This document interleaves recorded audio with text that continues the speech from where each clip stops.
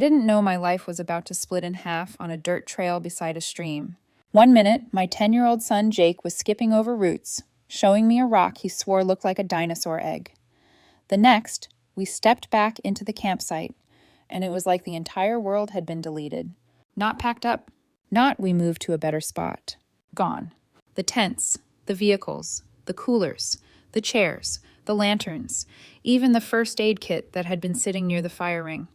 The fire pit had been smothered with dirt so cleanly it looked like no one had ever sat there, like we'd never been there, like Jake and I had never existed. Jake stopped so fast his little boots scraped gravel. His voice came out small, the kind of small that doesn't belong in the woods. "Mom, where did everyone go?" I opened my mouth and nothing came out. My brain tried to force it into something reasonable, some prank, some dumb joke, where they'd jump out laughing. But the air didn't feel playful. It felt staged. Too quiet. Too final. Pine needles under my shoes sounded louder than they should have. Then I saw it. A piece of paper on the picnic table, pinned under a fist-sized rock like a warning. I knew the handwriting before I even reached it. Connor's, my husband's half-brother. Sloppy, smug, like he'd written it with a grin. 6 words. "This is for the best. Trust me." That was it.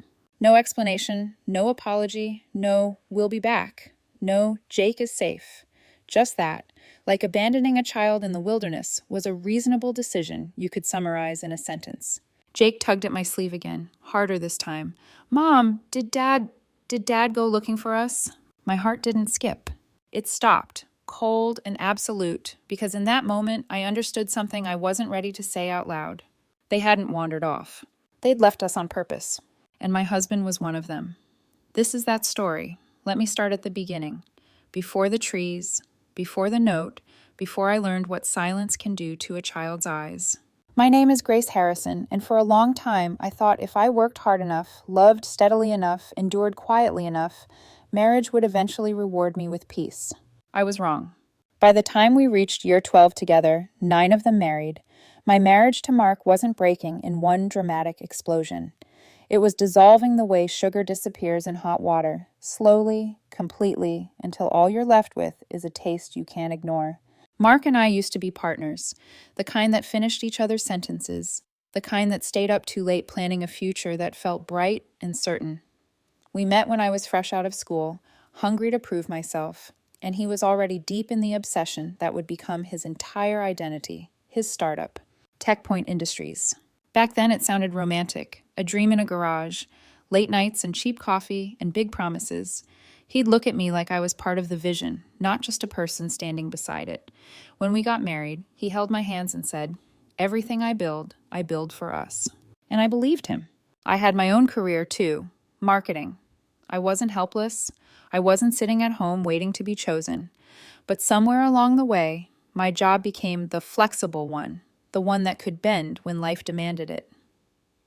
When Jake was born, I became a mother in full, visceral color, milk-stained shirts, sleep deprivation, and the kind of love that rewires your bones.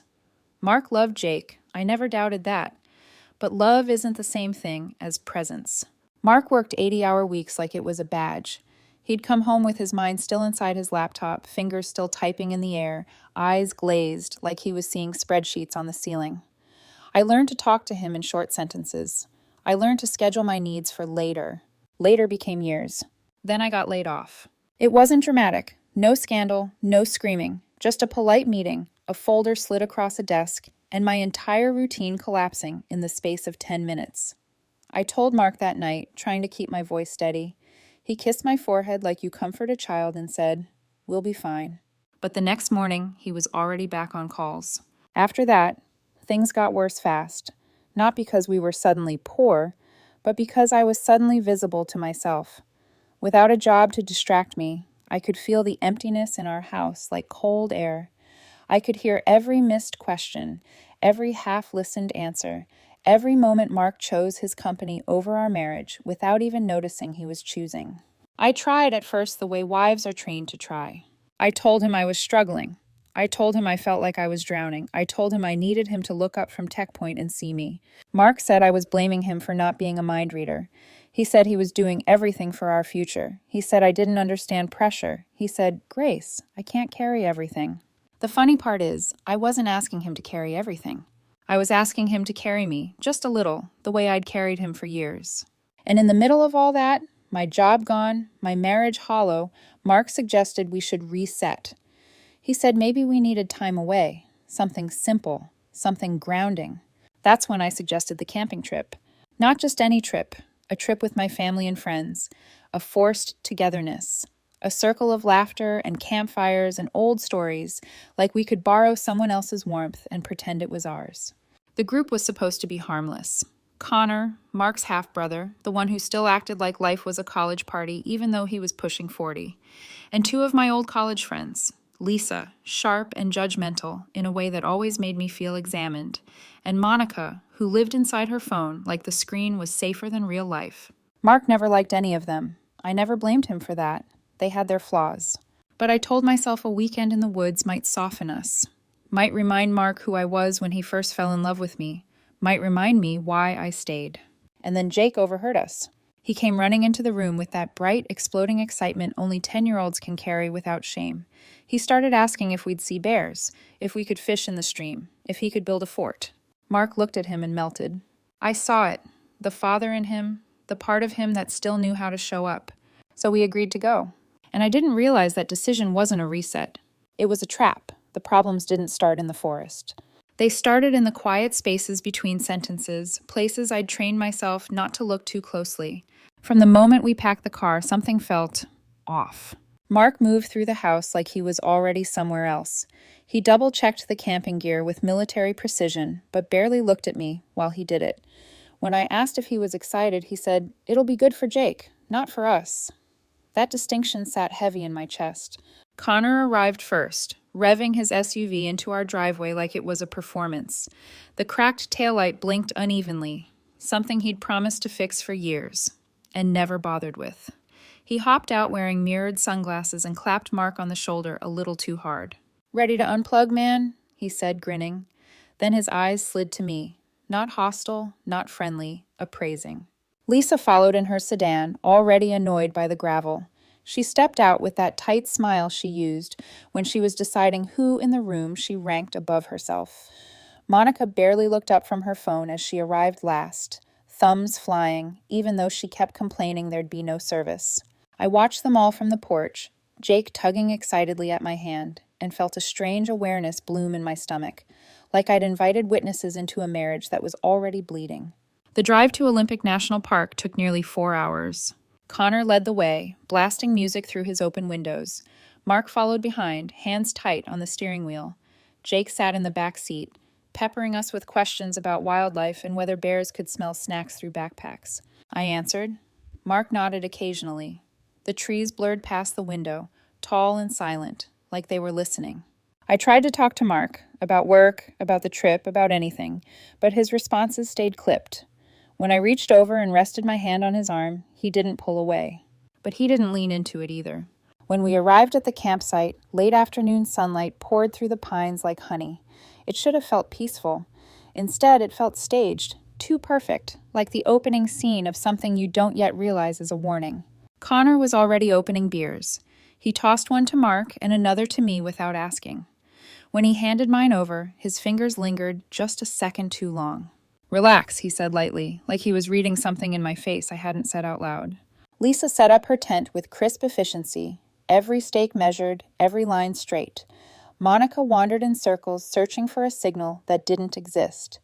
Jake ran wild with excitement, helping Lisa without being asked. She smiled at him, wide and practiced, but I noticed she still avoided looking at me. That first night around the campfire, the imbalance became impossible to ignore. Connor sat close to Mark, whispering jokes I wasn't part of. They laugh the way people do when they share a history that excludes you. Monica played pop music through a Bluetooth speaker, the sound tinny and intrusive. Lisa watched everything, eyes flicking between Mark and Connor with a look I couldn't read. And Mark? Mark barely looked at me. When Jake leaned against my side, sleepy and warm, I felt anchored to him in a way I hadn't felt anchored to my husband in years. I wrapped an arm around my son and stared into the fire, trying not to notice how Connor leaned over and murmured something into Mark's ear. Mark laughed. Not the polite laugh he gave me lately, a real one. Later that night, after Jake fell asleep in our tent, I stood outside under the stars, breathing in cold pine air and telling myself not to be dramatic, telling myself this was just stress, just exhaustion. But when I glanced toward the fire and saw Connor whispering again, Mark leaning in, and Lisa watching like she already knew the ending, I felt something settle deep in my gut. Not jealousy, recognition. The sense that conversations were happening I wasn't invited into, plans I wasn't meant to hear. And whatever this trip was supposed to fix, it was quietly positioning me on the outside of my own marriage. I went to bed that night with a headache and a knot in my chest that wouldn't loosen, no matter how many times I told myself I was imagining things. Because some instincts don't shout. They wait. The moment everything truly broke didn't come with shouting. It came wrapped in politeness. The next morning smelled like instant coffee and damp earth. The forest was still, the kind of stillness that makes your own thoughts sound louder than they should. Jake was already awake, tugging on his hiking boots with the serious concentration of a child who believes adventure is a responsibility. Mark barely looked at him. Connor leaned against the picnic table, sipping coffee he hadn't made himself, while Lisa stirred her oatmeal with precise irritation. Monica scrolled through her phone, frowning at the lack of service like the wilderness had personally offended her. That was when Mark spoke. "Maybe we should split up for a bit," he said casually, like this wasn't something he'd already rehearsed. I looked up. Split up how? He didn't meet my eyes. Instead, he gestured vaguely toward the trees. "You could take Jake on one of those little walks you like. There's a trail by the stream. Shouldn't take more than an hour." The words little walks landed sharp, dismissive, like the way he used to talk about my job when he thought he was being generous. Jake's face lit up immediately. "Can we go, Mom? Can we see the water?" I hesitated. Every instinct in me whispered that this wasn't right, that families didn't fracture by accident. They were guided there. But how do you say no when your child is smiling at you like that? How do you tell him his parents' marriage feels unstable and the forest suddenly feels unsafe? So I nodded. "Grab your jacket," I told him, forcing my voice steady. Mark didn't argue. He didn't offer to come with us. He didn't even ask how long we'd be gone. He just nodded once, relieved. We walked for nearly an hour. The trail was gentle, shaded by tall trees that filtered the light into soft green patterns. For a while, I let myself forget everything. Jake talked nonstop, about animal tracks, about forts he wanted to build, about how camping felt like a video game but real. I laughed. I answered. I held his hand when the path narrowed. For 45 minutes, I was just a mother. When we returned to the clearing, my brain rejected what my eyes saw. Because it wasn't a campsite. It was absence. The tents were gone. Not collapsed. Gone. The vehicles were gone. The coolers. The chairs. The lanterns. The fire pit was covered with dirt, smoothed over like a crime scene. Even the tracks in the gravel had been disturbed. It looked erased. Jake stopped short beside me. "Mom?" His voice cracked. "Where did everyone go?" I scanned the trees, heart pounding, waiting for laughter, for someone to jump out and yell "Gotcha." But the forest didn't respond. The air smelled sharp, clean, indifferent. Then I saw the paper. On the picnic table, weighted down with a rock. I knew who wrote it before I picked it up. Connor's handwriting, lazy, slanted, confident. 6 words. "This is for the best. Trust me." My fingers went numb. Jake tugged on my sleeve, harder this time. "Mom, where's Dad?" I crouched in front of him, forcing myself to smile while something inside me shattered. "Maybe they went looking for us," I lied. He nodded slowly, but his eyes didn't believe me. Children know. They feel truth the way animals sense weather. I searched the area like a woman unraveling. No spare food, no water, no clothes. Even the first aid kit was gone. They hadn't forgotten anything. They'd planned this. I dropped to my knees where our tent had been and clawed at the dirt, like maybe the ground would give me answers if I begged hard enough. Nothing. Not a single thing they'd left behind by accident. They hadn't just walked away. They'd removed us. I told Jake we'd wait.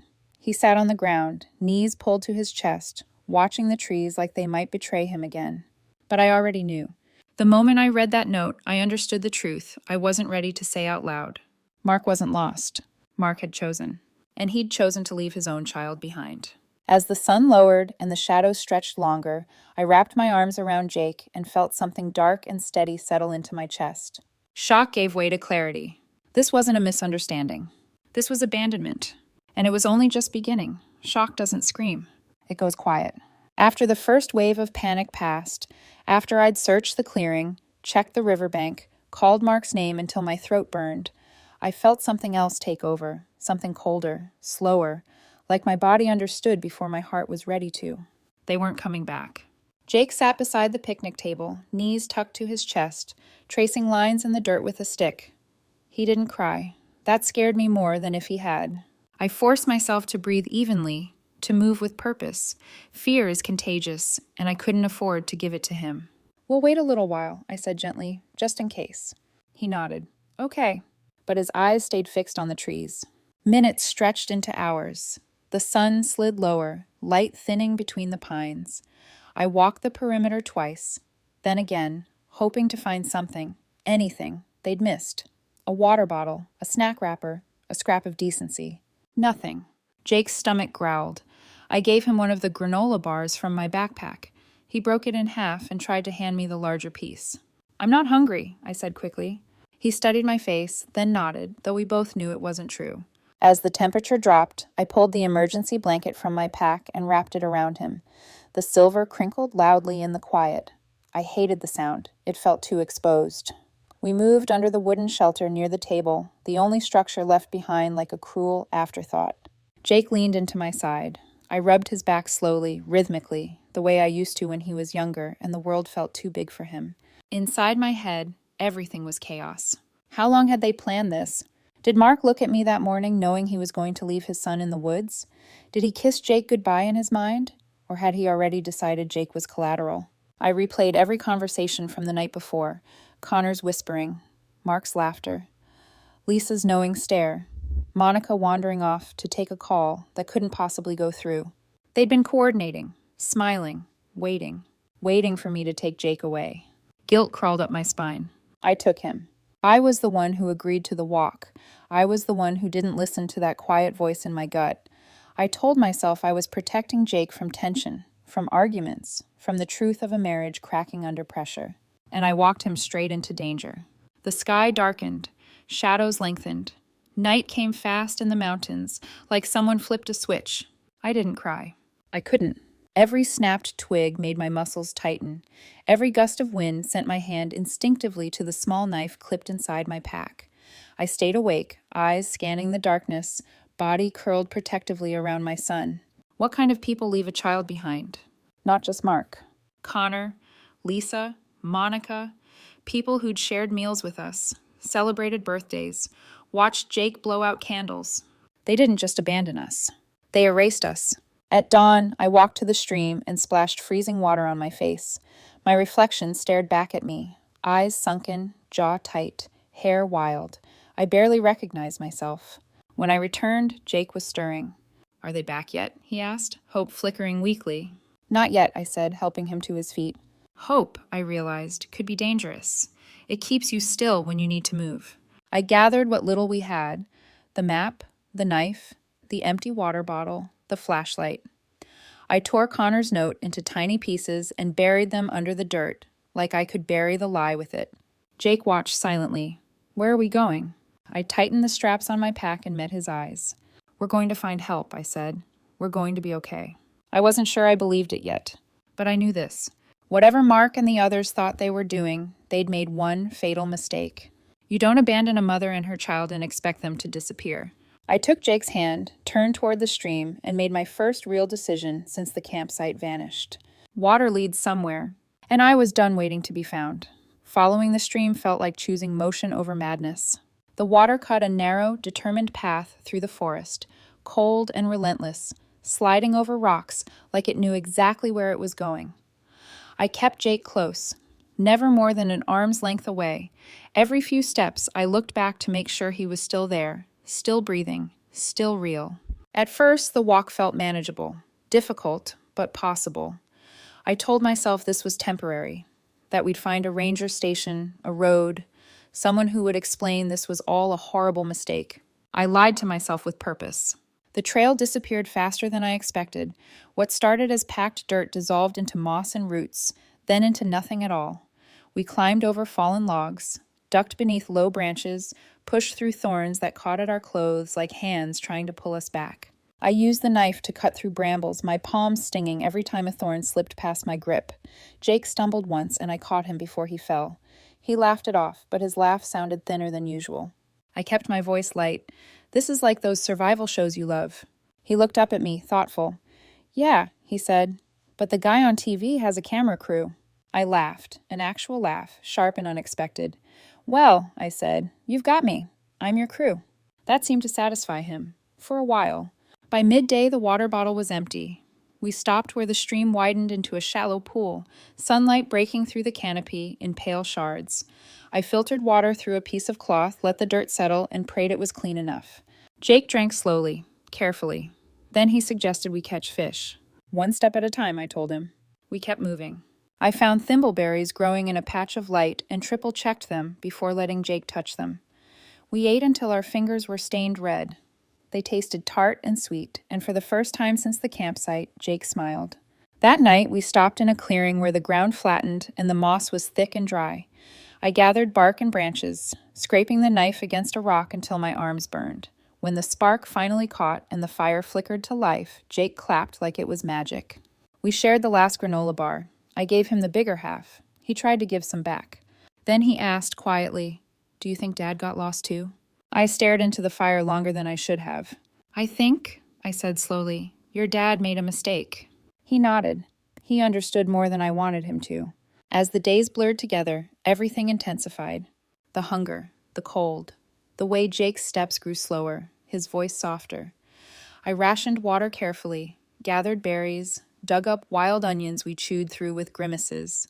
I told jokes. I told stories. I kept him distracted because fear feeds on silence. By the second night, Jake's feet were sore. By the third, he stopped talking much at all. On the fourth night, I felt the heat coming off him before I touched his forehead. Too hot. Panic surged, sharp and immediate. I dug through the pack, hands shaking, but there was nothing. No medicine, no bandages, nothing but what I could pull from the forest itself. I crushed dandelion root, boiled it in water, whispered promises I wasn't sure anyone could hear. I held his head and helped him sip the bitter tea, telling him he'd be okay, telling him I was right there. He murmured one word in his sleep. "Mom?" I turned away so he wouldn't see my face. That night broke something in me. Not outwardly, not in a way anyone could see, but inside something hardened. The fear didn't go away, it sharpened, it focused. Because while I sat there listening to my child breathe unevenly, I understood the full weight of what Mark and the others had done. This wasn't just abandonment. This was deliberate. They took the food, the water, the first aid kit. They covered the fire pit. They erased the campsite. They left us with just enough hope to keep us alive for a little while, and not enough to save ourselves easily. They expected us not to last. That knowledge changed everything. I stayed awake all night, knife clenched in my hand, firelight flickering over the trees. I made promises into the dark. I promised Jake I would get him out. I promised myself I would make sure the truth followed us back into civilization. By morning, Jake's fever hadn't broken, but it hadn't worsened. I took that as a victory. I carried him when I had to. I made him a walking stick. I told him he was strong. I told him he was brave. And somewhere in the repetition, I started to believe it myself. The wilderness didn't care about our story. It didn't hate us or pity us. It simply existed, indifferent and vast. But I cared, and that was enough to keep going. By the third day, the forest stopped feeling like a place and started feeling like a verdict. Nature doesn't announce when it's winning. It just keeps taking, quietly, patiently, until you notice how small you've become inside it. Jake's fever returned sometime before dawn. I knew because his breathing changed first, shallow, uneven. His body pressed against mine like he was trying to crawl inside my ribs and hide there. When I touched his forehead, heat flooded my palm. Too hot again. "No," I whispered into the dark. "No, no, no." The fire had burned down to embers. The wind slipped through the trees with a sound like warning. I pulled him closer, wrapping the emergency blanket tighter, rubbing his arms, his back, anything to keep him anchored to me. He stirred, eyes half open, unfocused. "Mom?" he croaked. I swallowed hard. I'm here. Am I in trouble? The question shattered me. No, I said immediately, too fast. You're just tired, that's all. You're doing great. He nodded weakly, trusting me the way only children can, blindly, completely. Then his eyes fluttered shut again. I sat there as the night stretched on, every second scraping against my nerves. I chewed dandelion root until my mouth was numb, crushed more into the tin cup, boiled it over a weak flame that barely wanted to live. When it cooled, I lifted his head and helped him drink. He coughed once. Then his breathing slowed. For a terrible suspended moment, I thought it had stopped. I grabbed his hand, pressing my forehead to his, whispering everything I'd ever wanted to protect him from: fear, regret, rage, boiling into one silent plea. Please. I didn't pray like people do in churches. I prayed like someone with nothing left to bargain with. Promises poured out of me, raw and desperate. I swore I'd be better, stronger, present in every way that mattered. I swore I'd never let anyone hurt him again. And I swore, quietly, fiercely, that if he survived this, I would make sure the people who put him here would never escape what they'd done. The night crawled forward. Every time his chest rose, I exhaled. Every pause sent ice through my veins. I didn't sleep. I didn't blink. I watched him like vigilance alone could keep him alive. At some point, the forest began to lighten. Not day yet, just that thin, gray edge between night and morning. Jake opened his eyes. They were glassy, but they focused on me. Water, he whispered. I nearly collapsed with relief. I helped him drink, slow and careful, wiping his mouth with the edge of my sleeve. His skin was still hot, but not worse. Not yet. I'm sorry, he murmured. For what? I asked, my voice breaking. For being heavy. I laughed then, a sound that came out cracked and wrong. You're not heavy, I said. You're perfect. He drifted back to sleep. I sat against a tree, shaking now that adrenaline was loosening its grip. My hands trembled as I wiped sweat from his hairline. I made a shade tent from my jacket and branches, shielding him from the rising sun. I rationed water down to mouthfuls. I stayed close. By afternoon, the fever began to ease. Not gone, just less. I didn't celebrate. I didn't trust it. I just breathed. When his skin finally cooled under my hand, I leaned back against the tree and let myself cry for the first time. Not loud, not long, just enough to release the pressure crushing my chest. Silent tears for the marriage I'd lost, for the illusion of safety I'd trusted, for the woman I used to be, the one who believed endurance was the same thing as strength. Jake slept through it. That night, I didn't build a big fire. I conserved energy. The wind howled louder near the rock wall we sheltered against, a sound like something alive and watching. But inside me, something shifted. It wasn't relief. It was resolve. I wasn't angry anymore. Anger burns fast and leaves you hollow. This was heavier, colder, like steel locking into place. They thought we wouldn't make it. They thought a woman and a child, stripped of resources, would disappear quietly into the woods. They were wrong. I sat there in the dying firelight, my son curled beside me, and made a vow I didn't speak aloud. We were getting out. And when we did, I wouldn't scream. I wouldn't beg. I wouldn't plead for understanding. I would walk back into civilization with my child alive beside me, and make sure the truth followed us like a shadow they could never outrun. Day 6 began with a different kind of silence. Not the heavy, threatening quiet of the forest at night, but the stillness that comes after a decision has already been made. Jake was better. Not strong, not recovered, but present.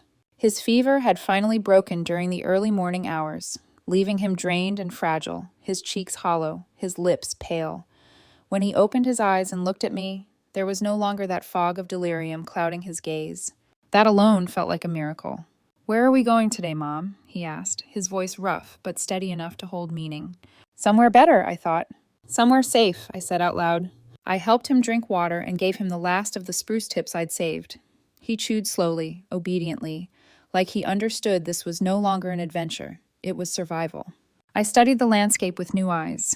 During the nights I hadn't slept, I'd watched the horizon, learned the way shadows moved across the ridges, tracked the sound of wind, and the evening before, just before darkness swallowed the valley, I'd seen something that hadn't belonged. Smoke. Not wildfire smoke, too thin, too controlled. A narrow gray line rising steadily beyond the ridge to the north. Human smoke. Hope disguised as uncertainty. Jake tried to stand on his own and winced. His right leg had been bothering him since the second day. He'd never complained, not once. But I'd seen the way he shifted his weight, the way pain flickered across his face before he swallowed it down. I took off my belt and looped it through our pack straps, creating a makeshift sling around his shoulders and waist. "This way I can help," I told him. He nodded, trusting me without question. The climb was brutal. The slope rose sharply, littered with loose rock and fallen branches slick with moss.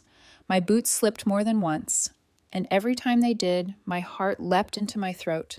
I couldn't fall, not with him depending on me. Jake stayed quiet, saving his breath. Every so often he'd ask softly if I was okay. "I'm fine," I'd say, and then ask him the same. "Yeah," he'd answer always. By midday, we reached a narrow ledge. I sat him down in the shade and climbed higher alone, heart pounding, palms scraping bark as I pulled myself up. And there it was again. Smoke. Clearer now, steady, purposeful. I slid back down, barely containing myself. "Jake," I said, forcing calm into my voice. "Do you see that?" He squinted, then nodded slowly. "Yeah, that's where we're going." The final stretch tested everything I had left. The sling loosened once, and I slipped, landing hard against stone. Pain exploded along my ribs, sharp enough to steal my breath. Jake cried out, reaching for me. "I'm okay," I said through clenched teeth, pushing myself upright. "I promise." Blood ran down my elbow. Jake pointed at it, eyes wide. "It's just a scratch," I said, brushing it off. "We're too close to stop now." The path narrowed into a jagged ridge with a ravine yawning below. One misstep would end everything. I told Jake to hold on to my shoulders. "I've got you," I said. And I meant it with every cell in my body. When we crested the ridge, metal caught the light through the trees. Silver. Solid. Real. A fire lookout tower stood ahead, its faded red roof visible through the branches. Smoke curled gently from its chimney. I nearly collapsed. "That's it," I whispered. "That's it." We descended slowly. The forest felt different here, quieter, almost respectful.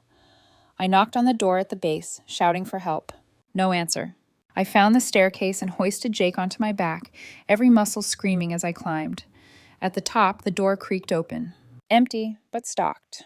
A cot, shelves of canned food, a first aid kit, water, a flare gun mounted on the wall. Salvation. I laid Jake down carefully. He looked up at me, eyes shining with exhaustion and relief. "We made it," he whispered.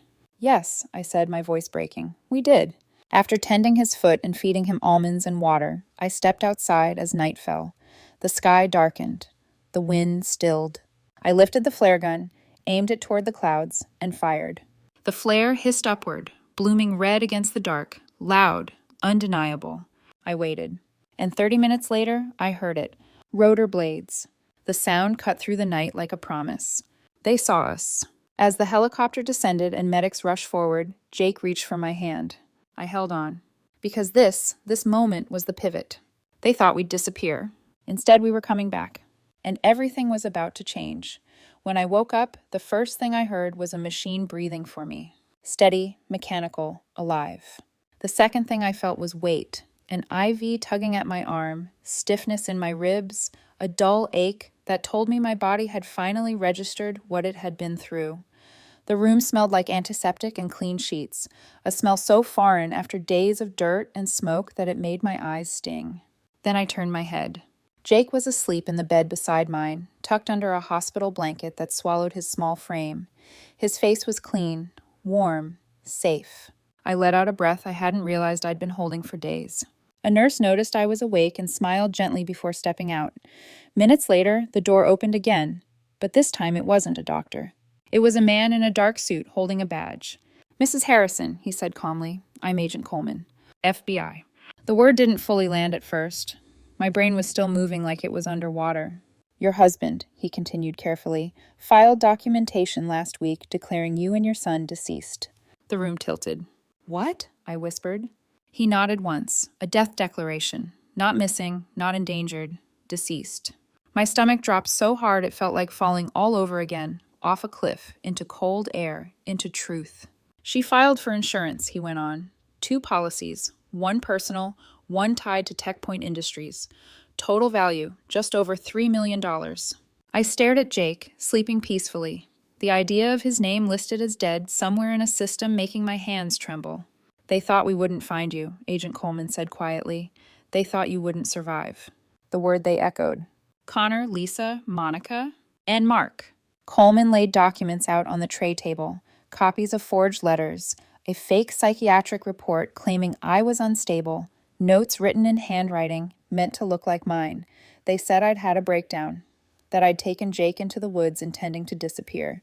I didn't have to read them. I knew the truth. They corroborated each other's story, Coleman continued. Your husband claimed you left the campsite distraught. His half-brother backed it up. The others said they were afraid of you. Afraid. I almost laughed.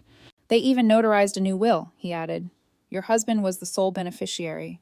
I closed my eyes. This wasn't just abandonment. It was a coordinated erasure. And it failed. 3 days later, Jake and I were discharged. I was thinner, bruised, and moving stiffly, but upright, alive. We were taken to a safe location while the investigation unfolded. Agent Coleman visited daily. They reconstructed everything. Receipts from a hardware store, camping gear purchased after we'd supposedly gone missing. ATM footage of Monica withdrawing cash to pay a notary. Digital timestamps on the insurance claim filed 2 days after we vanished. GPS data from the rescue helicopter placing us miles from where Mark claimed we'd been. And then there was Jake. A child psychologist recorded his statement. Calm, clear. We went on a walk, Jake said. When we came back, everyone was gone. When Coleman listened to it, he exhaled slowly. That seals it, he said. The arrests happened that afternoon. Connor was picked up at a gym, still wearing headphones. Lisa was taken from her classroom. Monica was stopped at an airport gate. Mark was arrested at brunch. Coleman showed me the footage later. Mark sat there, mimosa in hand, wearing my late mother's earrings, laughing like nothing in the world could touch him. When the agents approached, he didn't panic. Not at first. But when he saw the cameras outside, his face changed. That was the moment he understood. I was alive, and the story he'd written without me was collapsing. The courtroom felt colder than the forest ever had. I sat in a navy suit that hung loose on my frame, hands folded, spine straight. Jake stayed with my sister. He didn't need to hear this. He'd survived enough. Mark didn't look at me when I walked in. Neither did Connor. Lisa hid behind sunglasses. Monica chewed gum, like this was an inconvenience. My lawyer laid the evidence out piece by piece. Surveillance footage, receipts, audio. A voicemail Mark had left the day before the trip, played aloud in court. Make sure the gear's in Connor's car. Grace will take the bait. Jake, too. The room went silent. The judge leaned forward. Play that again. When the notary testified, admitting she'd been paid under the table, admitting she'd never seen my signature, Lisa started crying. Monica went pale. Connor stopped tapping his foot. When it was my turn, I walked to the stand slowly, ribs still aching. I told the truth. About the hike, the empty campsite, the fever, the fire tower. When I spoke about Jake asking for his father while delirious, my voice broke. He asked for you, I said, looking directly at Mark for the first time. While he burned with fever, while he lay in the dirt believing you were coming back. Mark didn't flinch. The judge did. The verdict came fast. Guilty, on all counts.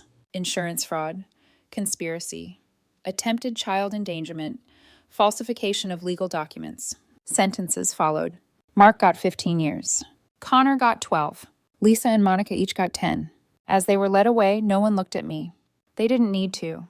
The truth had already done what I never could. I walked out of that courtroom without shouting, without triumph. Just calm. Because justice doesn't always roar. Sometimes it simply stands. We didn't return to our old life. We built a new one, quietly, deliberately, without asking anyone's permission. Jake and I moved to a small house near the coast. 2 bedrooms, a front porch that caught the morning light. A yard just big enough for him to run barefoot without me holding my breath every second. I painted his room sky blue and let him choose dinosaur bedding, even though he was almost too old for it. He slept better there. So did I. We adopted a rescue dog, Jake, named Scout. The dog followed him everywhere, like loyalty was a job he took seriously. At night, when the house creaked or the wind picked up, Scout's collar jingled softly, grounding us in the present. I rebuilt Tech Point, but not the way it was before. No investors who demanded pieces of me. No boardrooms full of men who talked over women and called it leadership. Just a small team, honest work, something that belonged to me, not to a marriage that tried to erase me. Jake healed too. He smiled more, drew again. Sometimes I caught him holding the old compass I'd given him during those days in the woods, rubbing his thumb over it like it was a promise that still worked. One evening, sitting on the back porch while Scout slept at his feet, Jake asked the question I knew would come. "Why did they do it, Mom?" I didn't lie. "They thought we were in their way," I said. "They thought their lives would be easier without us." He nodded slowly. Then he said something that stopped me. "They thought you were weak. They always talked over you." He was right. I'd made myself small for years, told myself it was compromise, told myself it was love. The wilderness stripped that illusion away and left only the truth. Survival doesn't care about politeness. It responds to will. Jake once showed me a drawing he'd made. A woman and a boy standing on a hill, a fire behind them, stars above. "That's us," he said. "What does the fire mean?" I asked. He thought for a moment. "It means we didn't go out." He was right. They tried to erase us, to turn us into paperwork, to profit from our silence. Instead, we came back. Not with vengeance, not with hatred. With truth. With survival. With a life they tried and failed to steal. Some nights I still wake up thinking I hear branches snapping in the dark, but then I hear Jake breathing in the next room, or Scout shifting on the floor, and I remember. We made it out. And everything after that? It's a gift.